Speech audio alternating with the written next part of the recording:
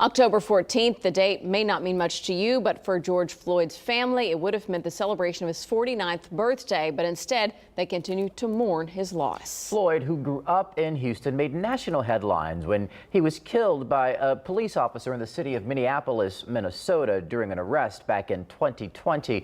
There was a 9-year-old girl, you see her in this surveillance video here, who is now part of Floyd's death. She recorded what she saw that day. She's now the author of a new children's book called A Walk to the Store. In it, Judea Reynolds talks about that day and shares how she coped after it by witnessing such a tragedy.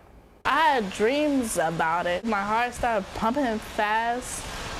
Yeah, sometimes I'm like, I'm gonna die. And I still got this pain today.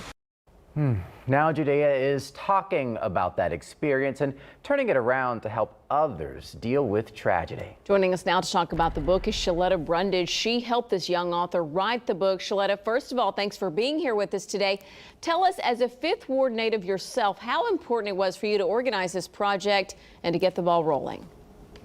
I knew that I wanted Minneapolis to never forget George Floyd and to remember his birthday.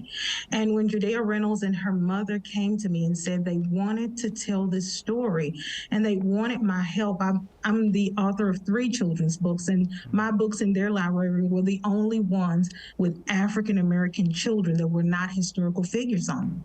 So they said, we trust you, we like your books, can you please help us? And I'm gonna tell you, Lauren and Brandon, it was very hard because I couldn't imagine telling this story to children in a way that would be hopeful and helpful.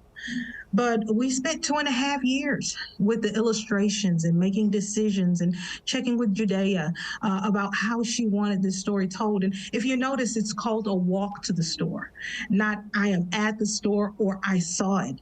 You know, everything about George Floyd's death was a movement. It was a moment, but it was a movement in our country. And so this book is full of movement. It takes you from the moment that she came out of the store and what happened and how the months after that, as she was moving through this experience, she felt.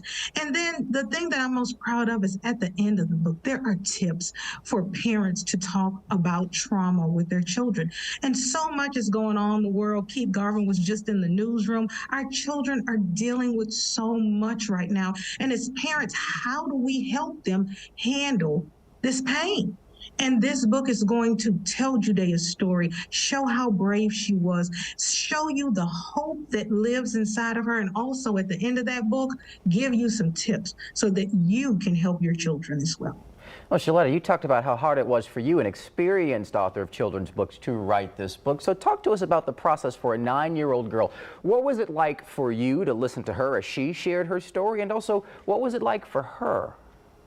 Brandon, let me tell you something. It was tough. I had to find a way to get her to open up without being re-traumatized by this event. I mean, think about it, Lauren. We watched this on TV and we were all traumatized, and we're adults. She was there, Brandon. She heard it. She felt it. She smelled it. She can tell me what people were yelling in the crowd. And I tried to get her to tell it to me in a way that wouldn't take her back there. And so what we did was we did a lot of play. You know, I've got 3 kids with autism, and I've seen play therapy for years with my kids, and I know how impactful and effective it is. So I've got a 9-year-old daughter, and she and Judea and I got the toys and we would play. And, you know, every now and again I'd ask a question, and then we would continue to play. And, you know, then she would just start opening up as she got more comfortable and familiar with me and just start sharing parts of that story. And we took those pieces and put this book together. Shaletta, thank you. I know it was a delicate process. Thanks for being here with us today and sharing more about this process. Thank you all so much, and happy birthday, George Floyd.